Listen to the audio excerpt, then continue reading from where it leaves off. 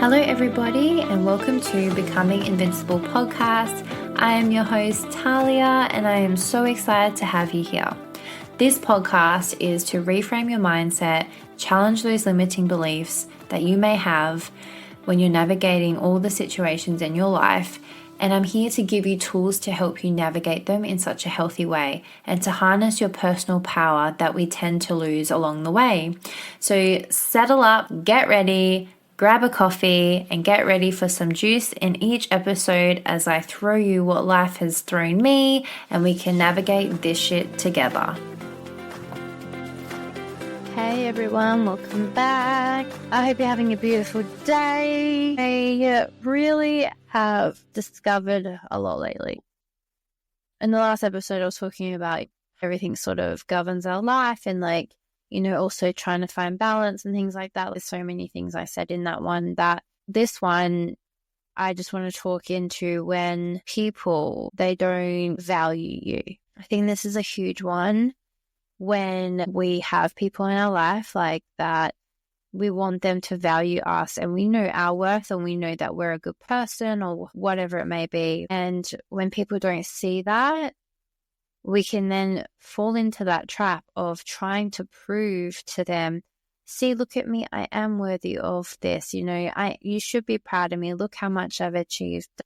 So when we do that, we're seeking the validation from someone else because we're not actually giving it to ourselves. And when we're seeking the validation from someone else, what aren't you giving yourself? It can be really hard when we have someone in our life that they don't value us or they're not proud of us. Like I have someone in my life where they're not proud of me. And they've never been proud of me, never said it, or they've said it once in my life, sorry, but they've never really expressed that. And so it makes me question a lot. And it's only really recently that I really found out no matter what I do, the person that I become, how I raise my children, what I achieve in my life, I'm never going to be good enough for you. And I think we need to really understand that sometimes we're not going to be good enough for certain people. It's a lot. For me, it feels pretty uncomfortable. It's not relief. It's not because I'm still working through it. And normally I don't really talk on things that I'm still working through, but I thought I would, give some transparency here, really. That, I feel pretty uncomfortable about it until that switch sort of clicks for us where you're just never going to be good enough for that person. That is the only, until that really clicks for you, there's nothing you can do about it because you're always going to seek that validation from that person because they never gave it to you. It's really interesting. Yeah, I just want you guys to know that, if anyone has experienced that, which I'm sure you have, that you're not alone. You're not alone at all. You're never alone. We all experience it just in different ways. And that's not to negate you either.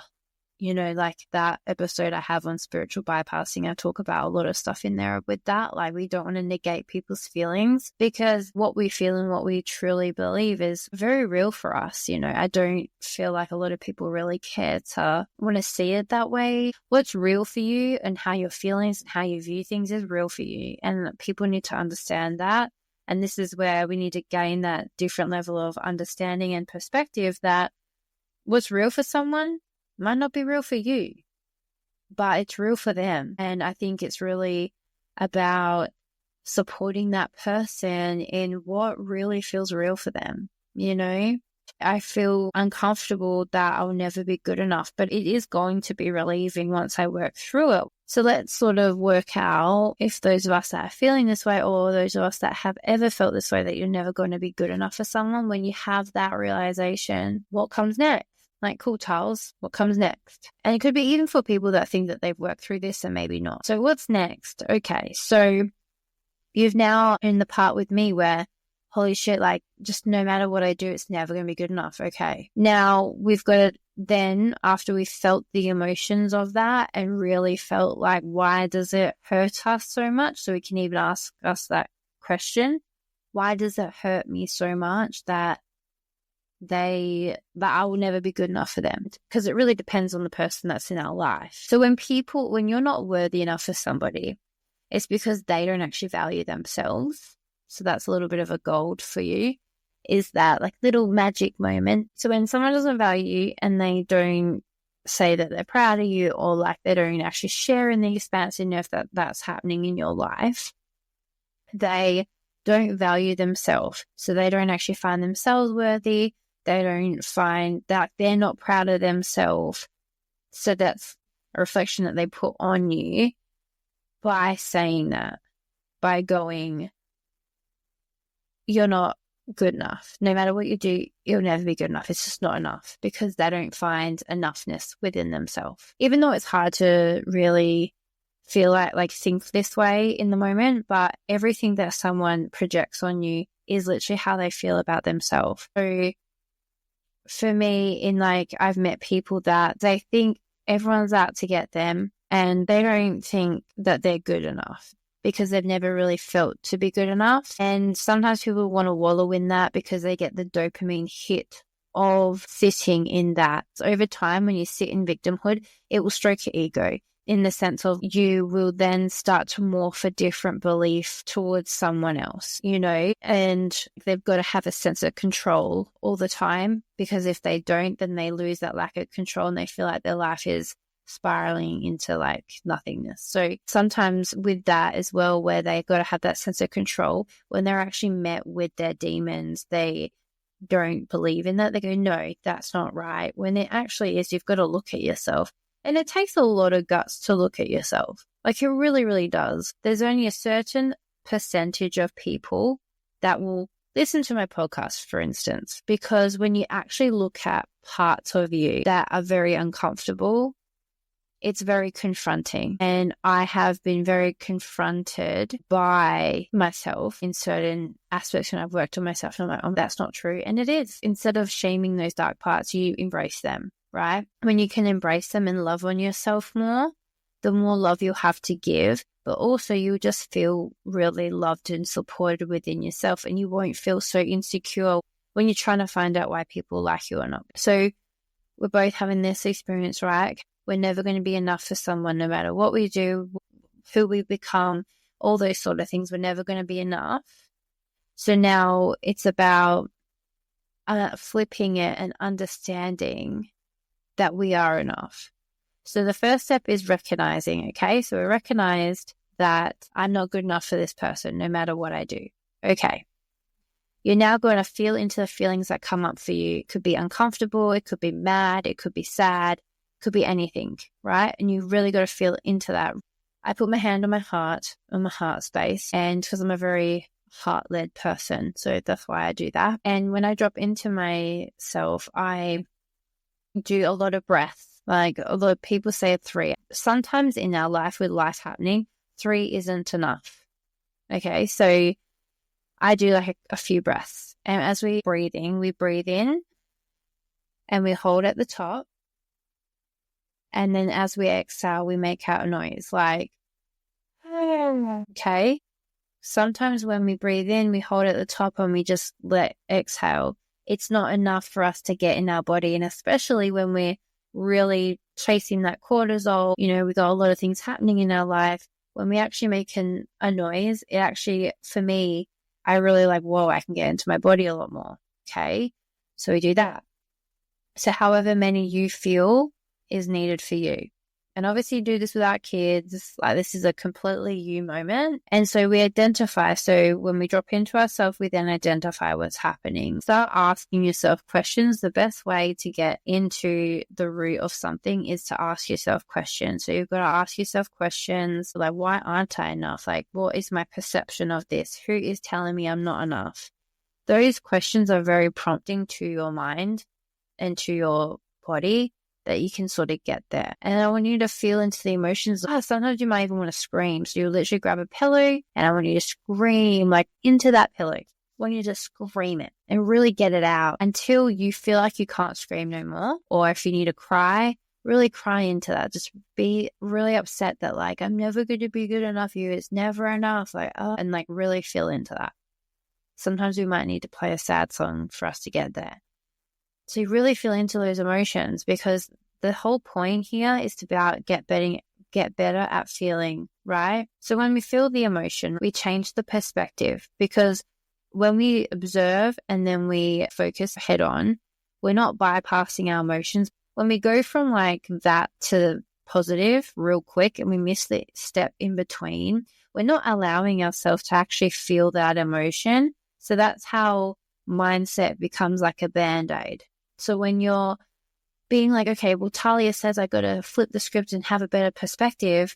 So what's the better perspective of this? Okay, it's this. And then when we change that too quick, we're actually negating the fact of our feeling, and we're not actually being present and in that moment. And so when we feel those emotions and whatever comes up to the capacity we can, you then flip the script and then you go, okay, I know I am worthy of myself. Like, I am worthy enough. I'm so proud of me. Everything that I've achieved has led me to where I am today, and I'm proud of that. Your kids will always look at you in the purest form. They're always going to love you. They're always going to be in such admiration of you. If you're not supporting them, if you're not loving them, if you're not being there for them, then their perspective will change. But if you're doing all those things, of course your kid wants what's best for you. Of course your kid loves you. You're their world. And that's the same in a relationship and your friends, obviously. The more that we filter good things in each other, the more that we want to be around people, right? So it's the same thing. When we can allow ourselves to drop into that and feel those emotions so we can't anymore, then that's not going to store into our body. So then we can reframe and go like, I am worthy. I'm proud of me. My kids are proud. Like, you make other people proud that see that in your life. So the people that are around you and they see that, they are the people that you should be focusing more on. It's harder and it's easier said than done, but it's about just reframing and going, well, I am worthy enough. I am capable. I am loving. I'm a more qualified person to handle X, Y, Z. Filtering yourself with that, that's what you need most. And you can literally put your hand on your heart and say to yourself, I am proud of you. I'm so proud of you. You can go one step more confronting and actually look in the mirror and look at yourself dead in the eye and say that you're proud of yourself. I used to think when I started my self-development work, that was a very confronting thing for me, to actually look in the mirror and look at myself and say that. Mirror work can actually be very confronting. It might be easy for some of you that might do this process, but other people will struggle because it's not as easy. It's sort of like filming yourself while you're dancing. A lot of people find that, oh my gosh, she's trying to do that for attention, when I'm not. It's something I do and I want to capture those moments. So you're damned if you do and you're damned if you don't.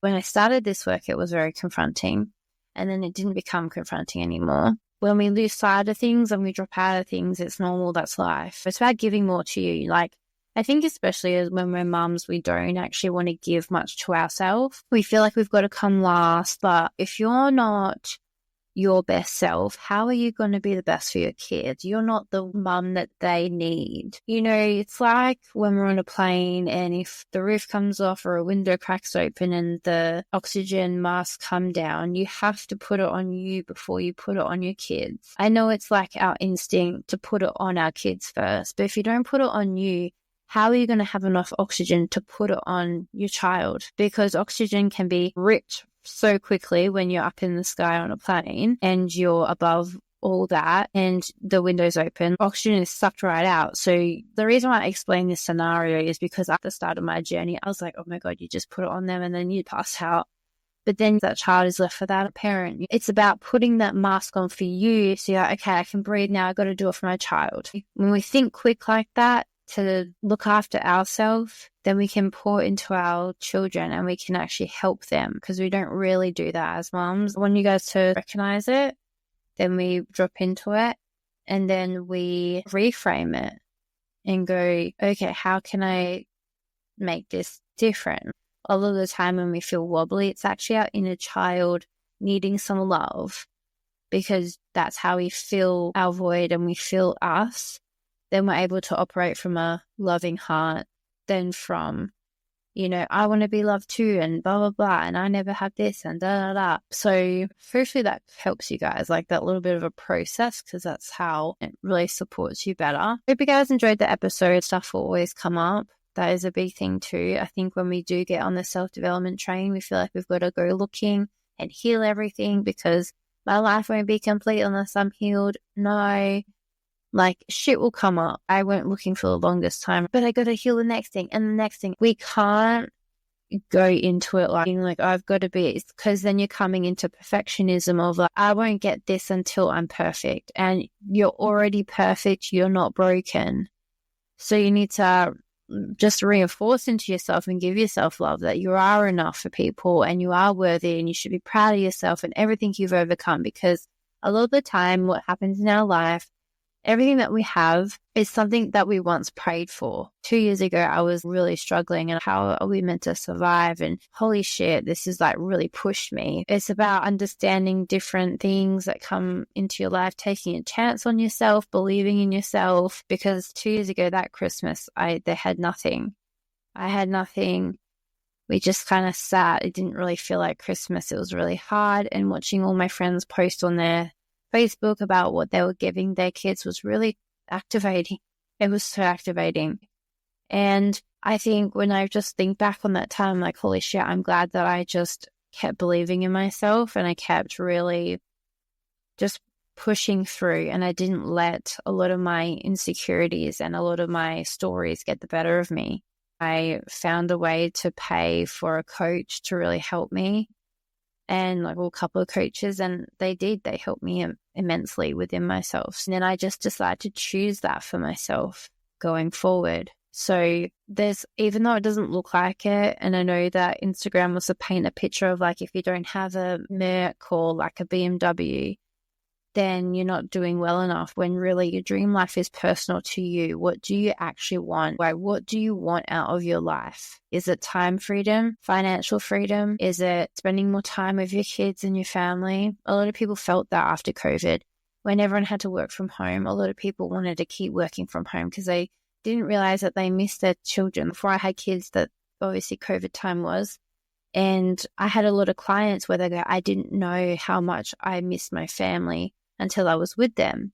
And then I had a few clients that were like, I'm getting a divorce because I don't want to be around my family. And it really highlighted a lot of things for all of us. So, what's your desire in your life? All of us really want is time and memories. And I think that's like the most beautiful thing. Anyway, it's a lot for you guys to think about. Probably goes on a little bit of like a downer episode. It's not meant to be.